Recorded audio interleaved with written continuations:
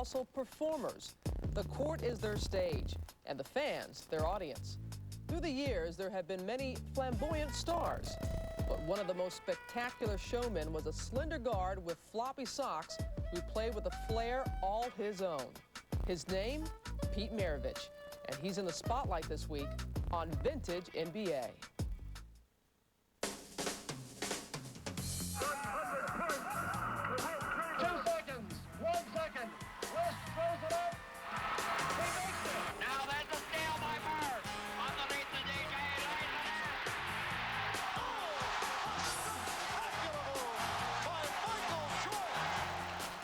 Yes, basketball has changed.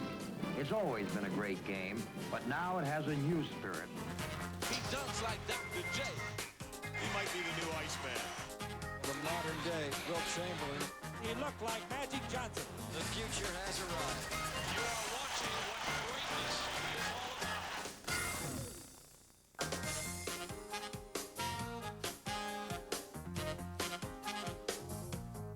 Hello again, everyone, and welcome to Vintage NBA.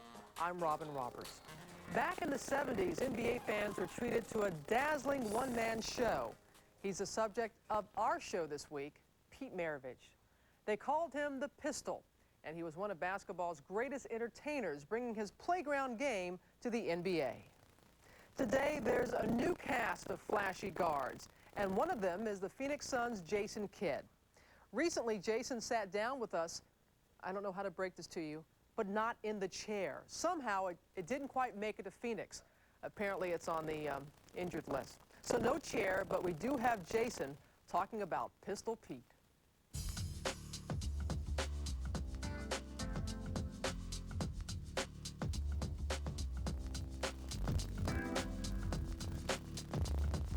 Pistol Pete is a legend to all who understand the game of basketball. He came out and played hard. He put on a great show, and he was a unique player. Being an entertainer and also a basketball player, you have to be able to combine the both. And when you can perfect that, more people will come out to watch the game, and also you'll have a lot more fun. He really set the trend of the no-look pass.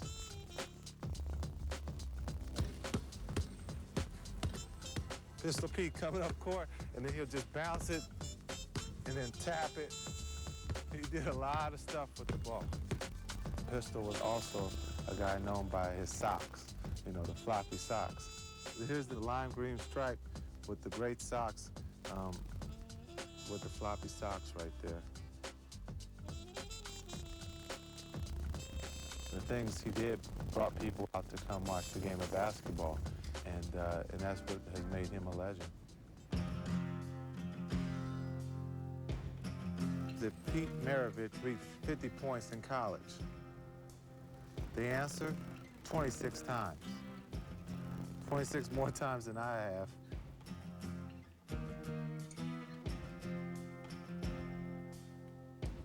Scoring 43 points a night and not having a three-point line. You know, that's incredible. That's unheard of. Pistol didn't have a line like this, and he would still shoot from out here. 44. I think that was something that he probably wanted to average for his career, and this was probably a reminder for him to go out and put the ball up, and everybody knew when they saw Pistol that he was coming to play. On any given night, he can give you 50, or he can give you 10 assists.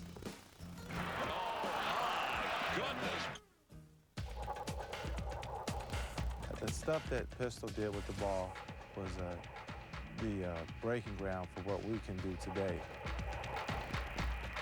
You talk about the Pistol. That made me think of the Pistol.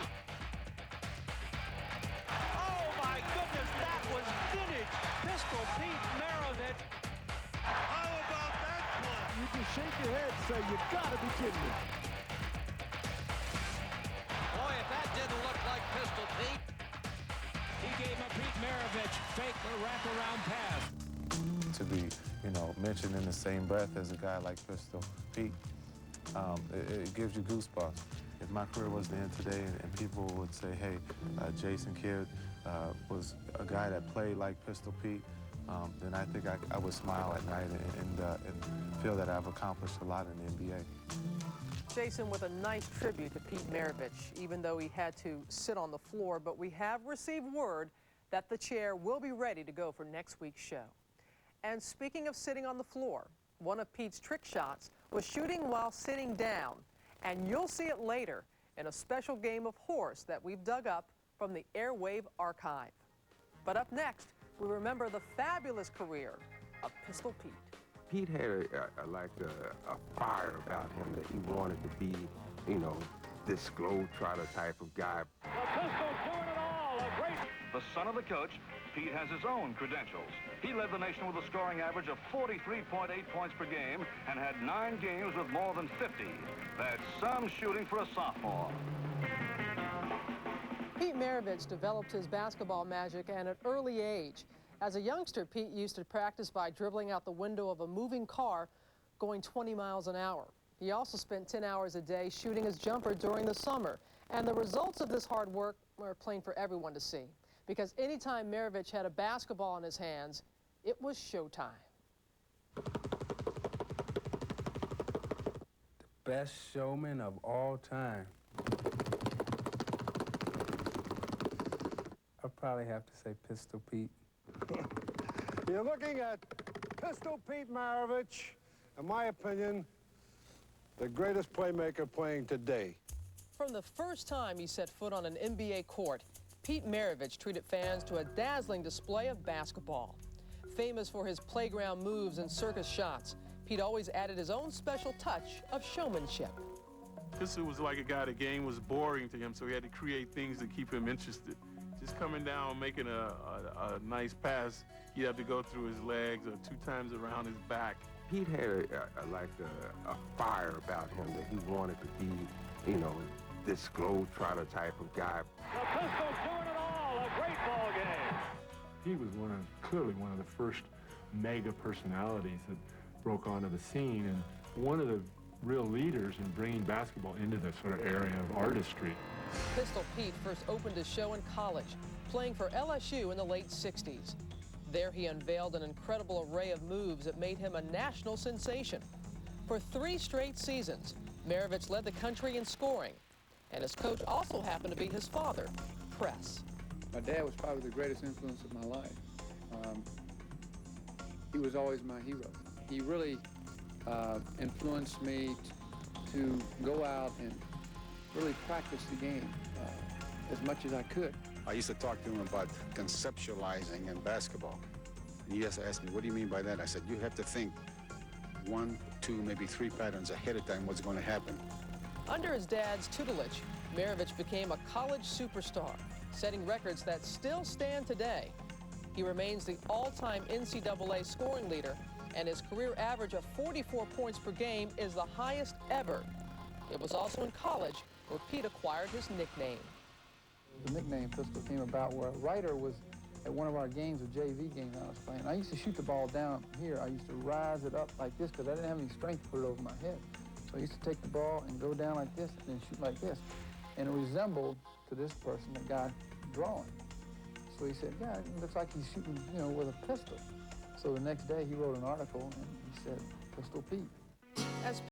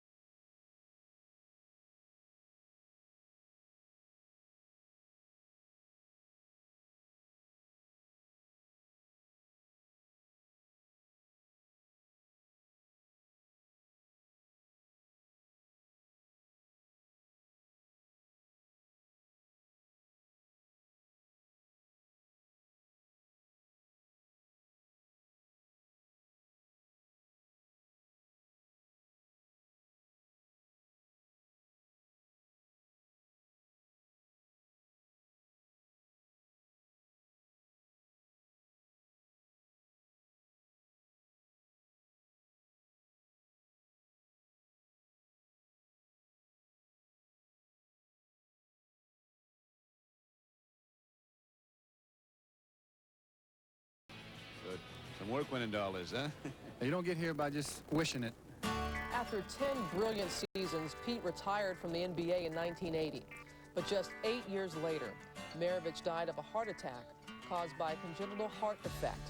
It happened while playing the game he loved in a California gym.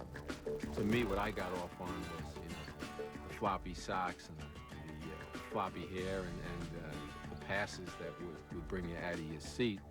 When you think about what he was able to accomplish with a hole in his heart, it just raises his stature to a degree it's unbelievable. How could he have achieved what he did, being in the condition he was in? Maravich, oh Maravich, play your game and do your thing.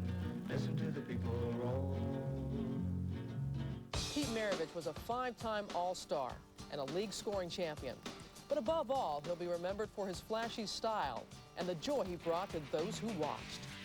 If you go back and you look at film of what this guy was actually doing with the basketball, people still, to this day, can't do it. It was beautiful to watch. The things that I did with the basketball, behind the back pass between the legs, things of that nature, I played for the fans. There was no doubt about that. But the first thing I played for was to win. Today, Pete's number 7 jersey hangs in the rafters in Utah, and his famous floppy socks are on display in the Hall of Fame. One of his assistant coaches with the Jazz summed him up pretty well. He said he would have paid just to watch Maravich practice. But Pete's original coach and lifelong mentor was his father, Press. And basketball has had a few other father-son combos. More on that in a moment. First, a flashback to Pete's rookie season of 1970.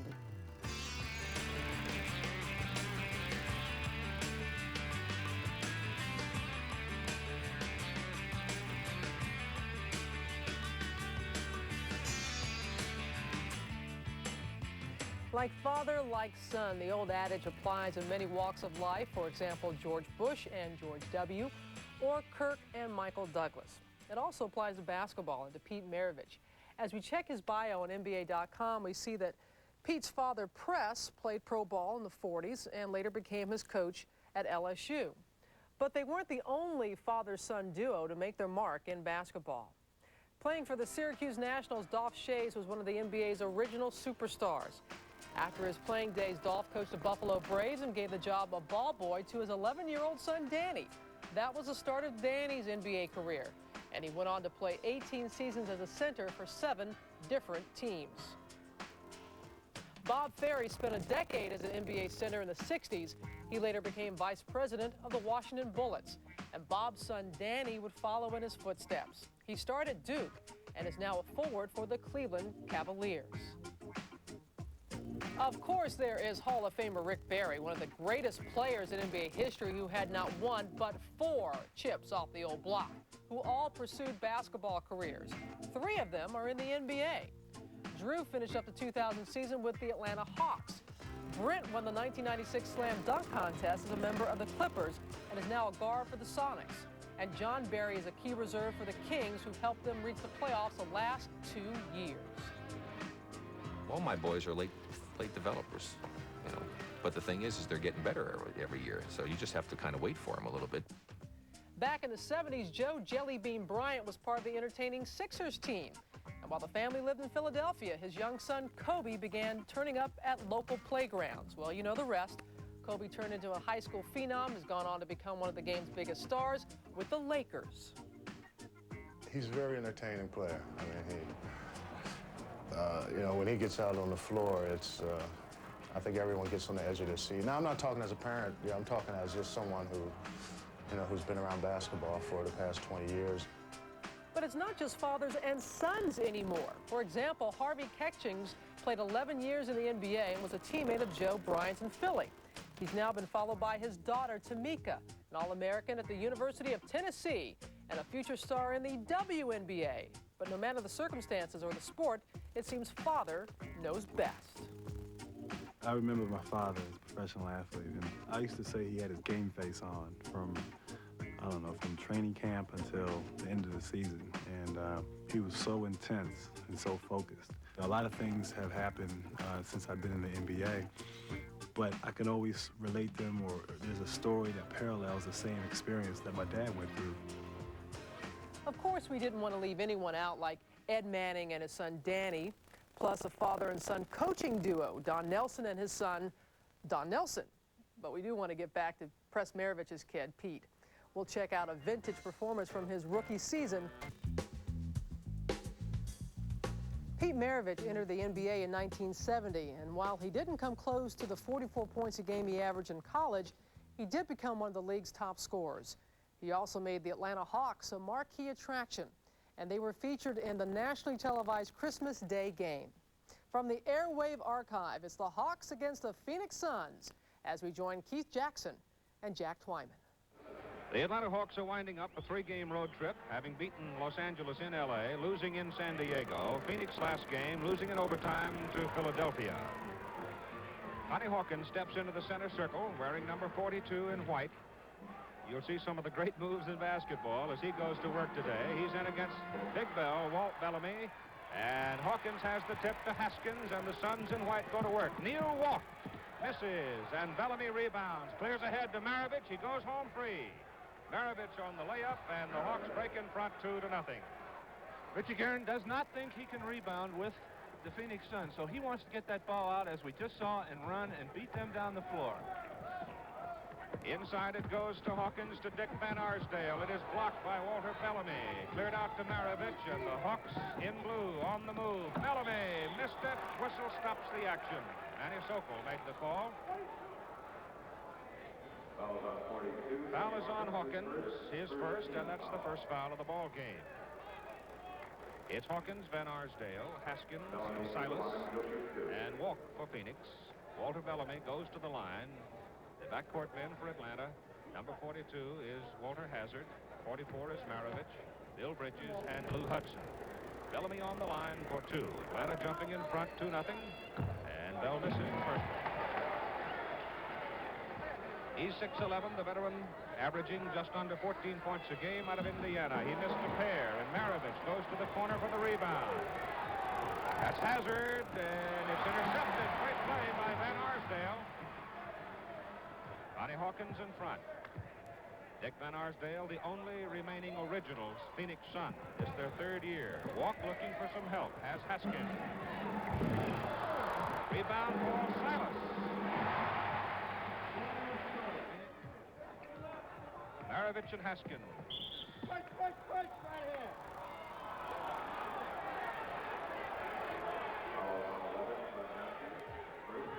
Haskins getting his first personal. Maravich on the line with 2. 2 points. Now 3.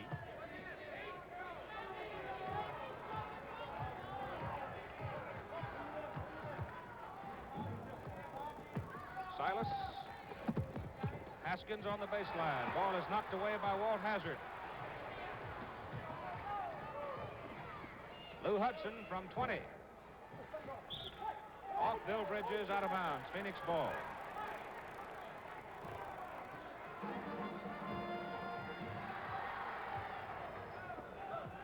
Phoenix 2 out of 8 from the field so far. Inside, blocked by Bridges on Haskins' shot. Hudson couldn't control it. Hazard picked it up. Lou from the baseline. Again, they can't buy one. That's Bellamy. Muscle time, and he loses the battle. Phoenix cleared. Connie Hawkins, 17-footer. Everybody's cold. Hudson down hard. Shot cleared by Van Arsdale is good. The Hawk strategy is working. They're getting that fast break, and Hudson is sneaking down ahead of, as we see Lou Hudson there putting a shoe back on. He ran right out of his shoe. But they're not able to capitalize on the fast break. They've been missing their shots. 7-6. The Suns lead. Atlanta coming with Maravich in control. Now Hudson's got his shoe back on and is down to help. Inside and stolen away by Silas. 3rd turnover. Silas finally got the soft little layup to drop through. And Phoenix by 3.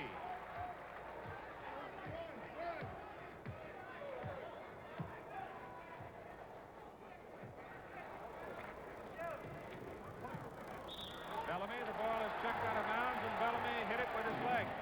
And we see a defensive change on the part of the Suns there. In order to conserve Connie Hawkins, they've switched him over to Bill Bridges. Bridges, not a real good offensive threat, but goes to the board. Bad pass, out of bounds. Atlanta gets the ball. The Hawks are 2 out of 7 from the field with 4 turnovers here in the first quarter. And we have 7:09 to play. Pete Maravich coming to the attack for the Atlanta Hawks. Clem Haskins on him. Here's Walt Hazard off a pick set by Hudson. Here's Hudson from outside. Lou's got another one. 5 points for Lou Hudson, the leading scorer for Atlanta. A 9-8 ball game. The Suns by 1, and Haskins is short with his shot. Bellamy clears. Here goes Maravich. Maravich now with 5 points. Atlanta by 1, 10-9. Walk over his head. Has it rolling? Good. The Suns have not been adjusting, Keith, to defense, and as a result, we've seen Hudson and Maravich a number of times sneak down. So they're going to have to be more aware of getting back on the defense to stop that break. Hazard to Pete. That's Bill Bridges. He had his layup and missed it. Ball is stolen by Bridges. Lou Hudson inside to Bellamy. Bellamy working against Silas. Gets his bucket and he's fouled. He'll walk to Ben Arsdale.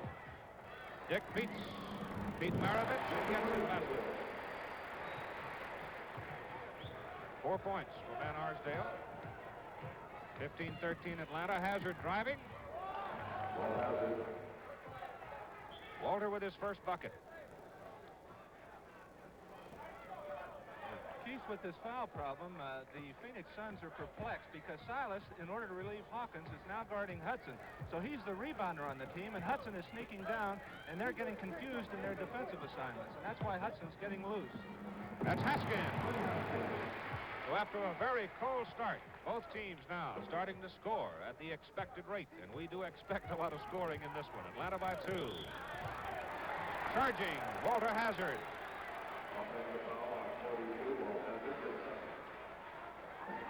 That's Hazard's second personal foul.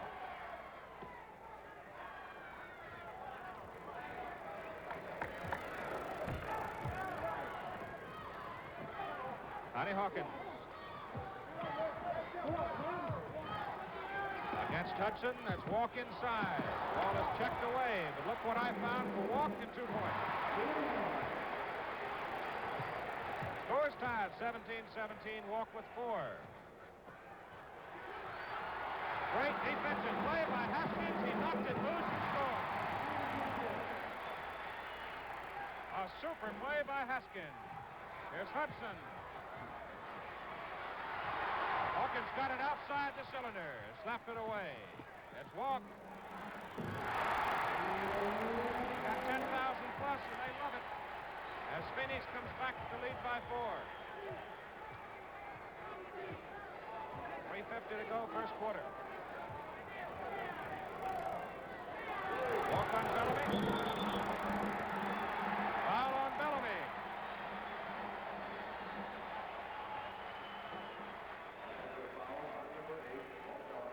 Ball goes to Phoenix backcourt on the offensive foul. Bellamy's first.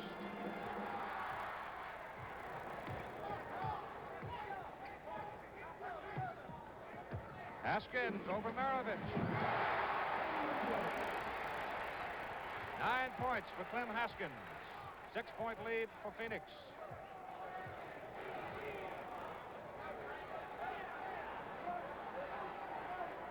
Hawkins now checking inside, working against Bridges. Here's Bellamy wide open. Bell has 5 points.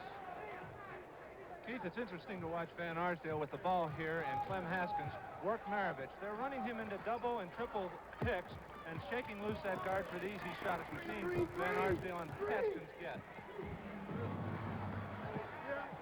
Bill Bridges to Maravich. Give him that much room and he'll burn you. He has 7 points.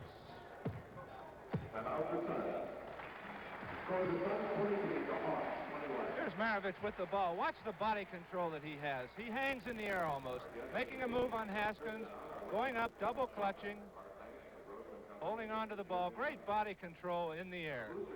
Nice move by Pete Maravich. So a glimpse of the pistol from his rookie year of 1970. He combined with Lou Hudson to make the Hawks a playoff team and captured a lot of attention with his flashy play. But his best was yet to come. He had his greatest game ever with the Jazz, the New Orleans version. You'll see it when we come back. But first, we expand your knowledge about NBA expansion.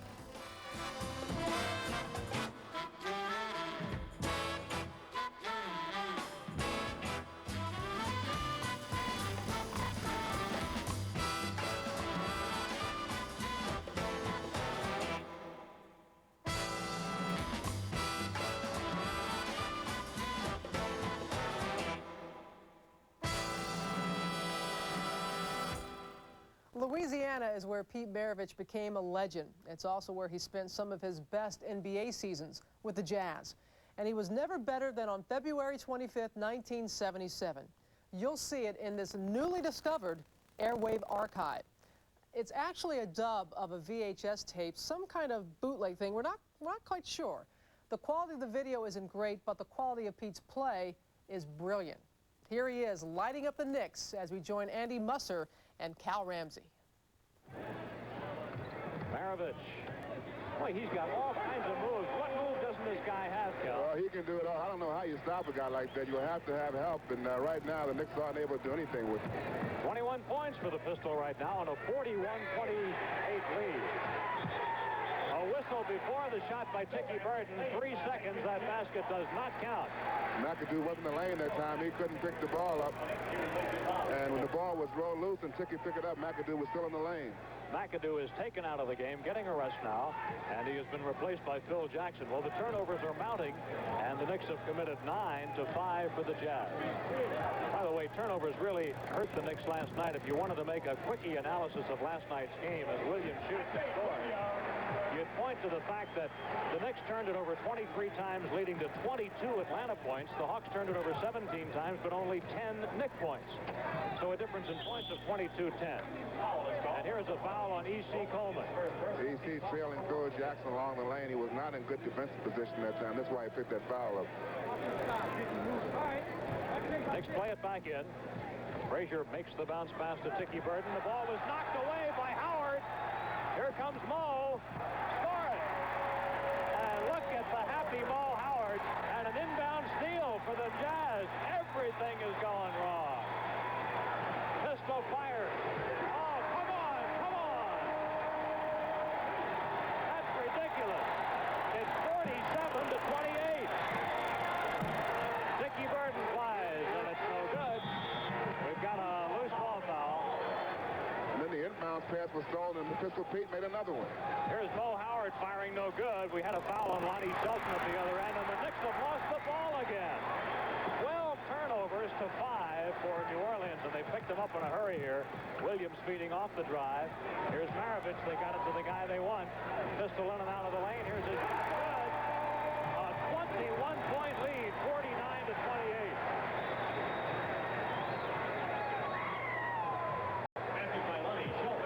Shelton gets a basket, and that's only the second basket for the Knicks in the quarter as you watch Dean Meminger get ready to come into the game.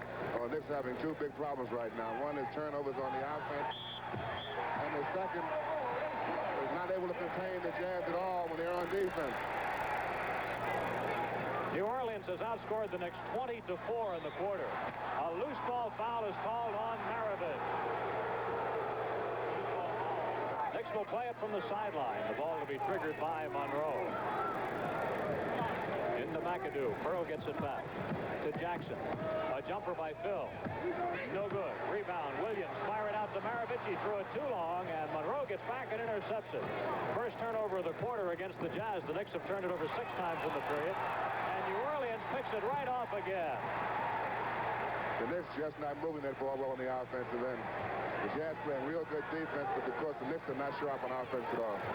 Well, last night, the Knicks had their lowest quarter of the year, a dozen points. Right now in this quarter, halfway through it, they've scored just 4.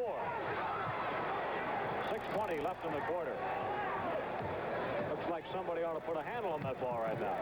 McAdoo shoots. Good.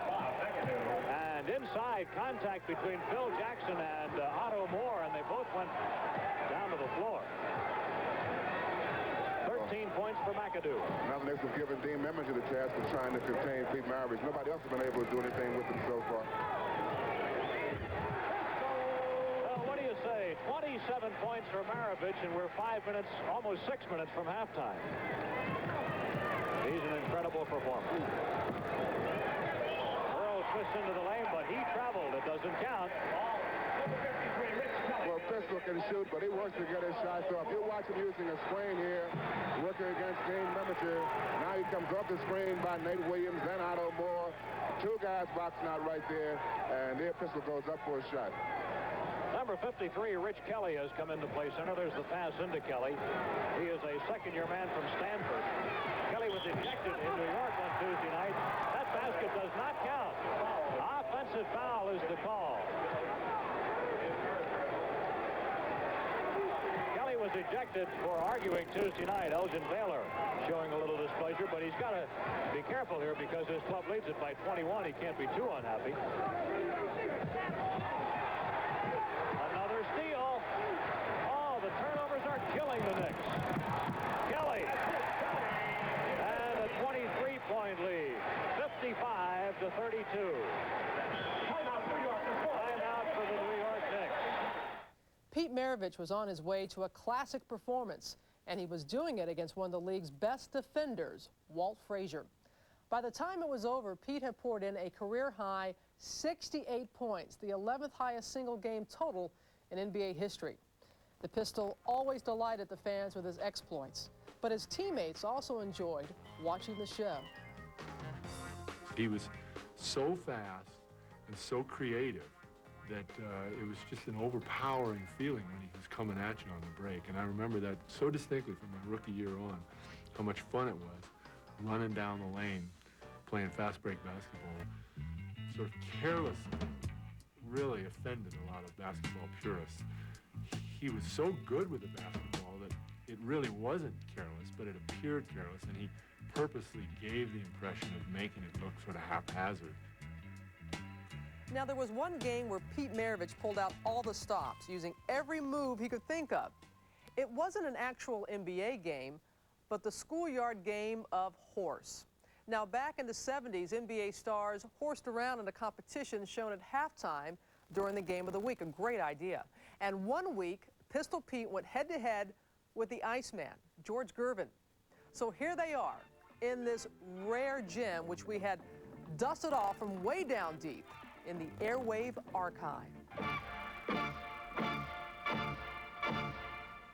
Hi, everyone. I'm Don Criqui, and today the CBS horse competition moves into the quarterfinal round. I guess everyone who's ever played any basketball knows the game of horse. Basically, you must duplicate your opponent's shot or be assessed a penalty letter.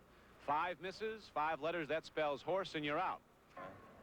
Today, we have Pistol Pete Maravich, a former NCAA and NBA scoring champion, against George Gervin, the current scoring champion in the league. And here's Mendy Rudolph.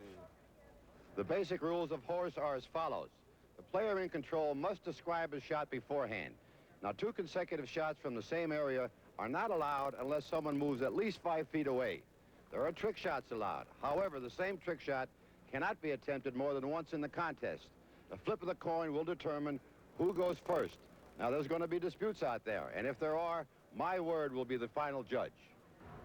And so to lead away, George Gervin of the San Antonio Spurs has won the toss, and he fires up a jumper off the glass.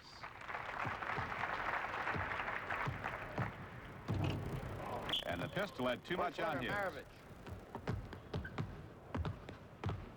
It's outside. Gervin, a spectacular player, an over 50% shooter from the backcourt. All right, out of bounds. Now Feet Pistol behind. Pete. Off the backboard, straight out. Going to go into his bag of tricks, and he has got a lot of them.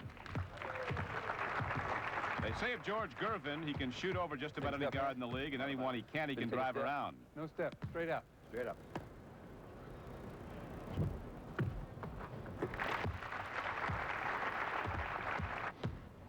All right, sit down. Make a layup. Pistol's going to take it easy here. Off the backboard. Pistol can make that ball talk, I think. George wasn't expecting all this sitting down, I don't think. Okay, George. Up a little closer. Up a little closer. A little closer. There you go. Settle right in there, George. And this, I think, is a first-time shot for George Gervin. But he's got it down. So he still leads 1-0. Drive in, flip behind the back, catch you with one hand, laying in on the other side. Gotcha.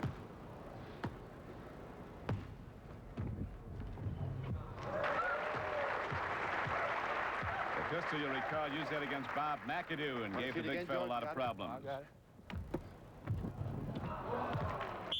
Letter, Gervin. And we're even. Call it out, Pete. It's a regular scoop shot.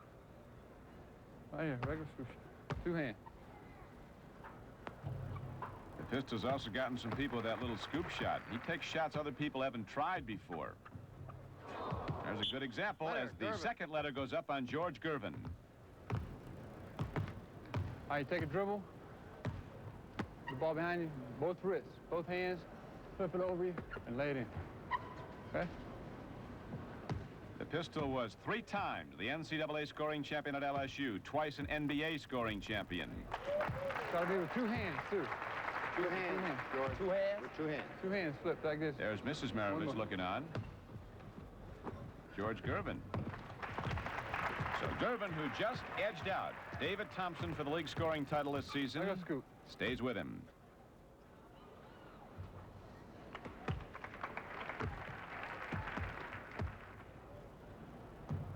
And that's a tough one. These guys haven't done that before. And 3 letters are up on George Gervin. Jump shot. Gervin takes control. Thanks, Al. This competition coming to you from the Omni International Complex in Atlanta. Letter, Maravich. Twice now, Gervin's put letters on Maravich with the bank shot. Off the backboard. That is a tough shot. As tough a shot as there is. Straight away off the glass. Letter, Maravich. And so we're even. Off the backboard. The eventual winner of the horse competition will receive a check for $15,000.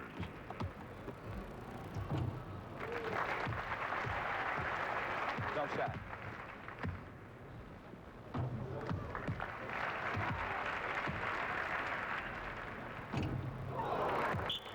Letter, So the pistol is now a letter from elimination as George Gervin is filling the basket up. Oh, yeah, all day. That's it?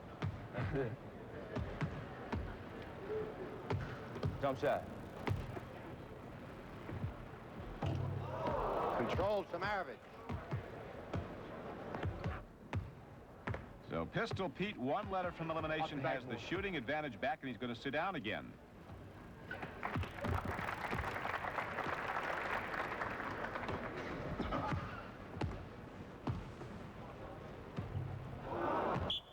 Letter.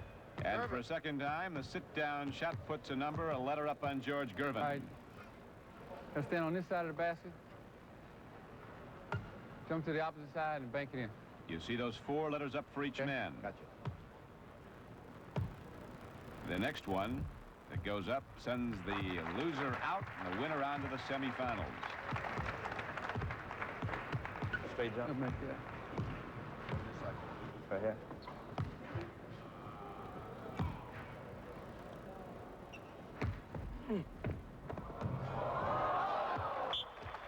And so, NBA scoring champion George Gervin of San Antonio goes out, and Pistol Pete Maravich is a semifinalist in the horse competition.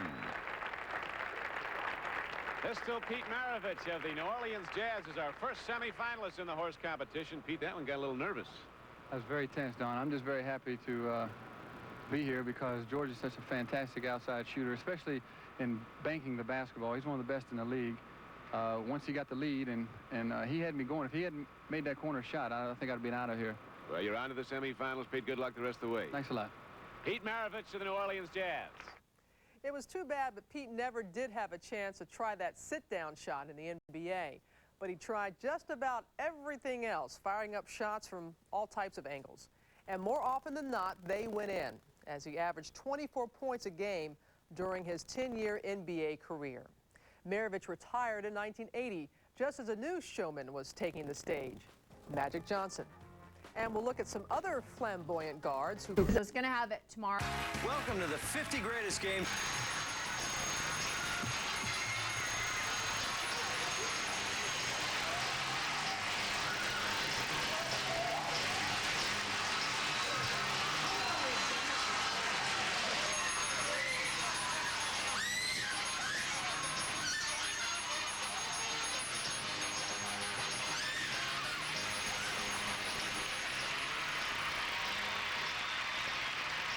This is the $20,000 pyramid.